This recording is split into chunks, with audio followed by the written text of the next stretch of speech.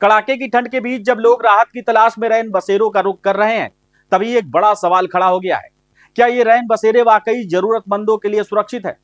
बीती रात जिलाधिकारी जितेंद्र प्रताप सिंह ने कई रैन बसेरों का औचक निरीक्षण किया और जो तस्वीरें सामने आई उसने प्रशासनिक व्यवस्थाओं की पोल खोल दी।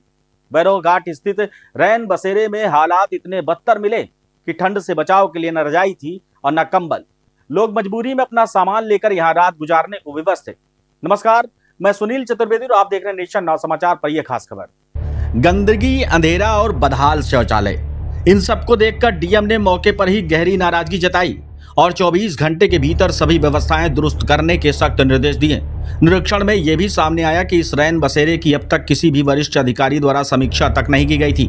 केयरटेकर ने साफ सफाई न होने की बजाय स्वीपर की तैनाती न होना बताया। डीएम ने इसे गंभीर लापरवाही मानते हुए संबंधित अधिकारियों को कड़ी फटकार लगाई और चेतावनी दी कि ठंड के मौसम में किसी भी तरह की ढिलाई बर्दाश्त नहीं की जाएगी।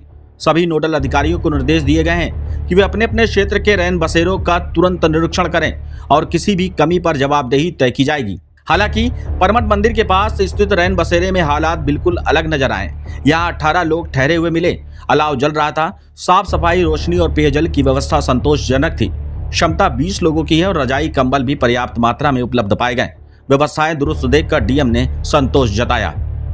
शासन के निर्देश हैं कि रैन बसेरों की व्यवस्था शीतकाल के हिसाब से की जाए और इसी क्रम में जो रैन बसेरा हमारा यहाँ पे आनंदेश्वर धाम के पास में है, उसमें निरीक्षण किया गया है। नगर निगम द्वारा ये संचालित है और इसमें प्रमुख रूप से वैसे बिहार से और राजस्थान से आए हुए प्रतियोगी बच्चे रुके हुए हैं पिछले 4-5 दिनों से, और उनका ये कहना है कि बेसिक सुविधाएं ठीक है, छोटी मोटी कुछ समस्याएं उन्होंने बताई हैं जो नगर निगम से हम लोग ठीक कराएंगे। और इसका उद्देश्य यही है कि कोई भी व्यक्ति बाहर खुले में ना सोए, और चूंकि शीत ऋतु प्रारंभ हो गई है तो बेसिक व्यवस्थाएं हैं और ये सभी अधिकारियों को निर्देश दिए गए हैं कि रैन बसेरों पर अलाव की व्यवस्था, पानी, बिजली की व्यवस्था और अन्य जो आवश्यक व्यवस्थाएं की जाएं।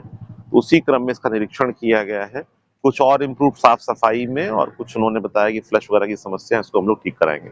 कुल मिलाकर डीएम का यह औचक निरीक्षण एक कड़ा संदेश है। ठंड के इस मौसम में जरूरतमंदों की अनदेखी अब नहीं चलेगी।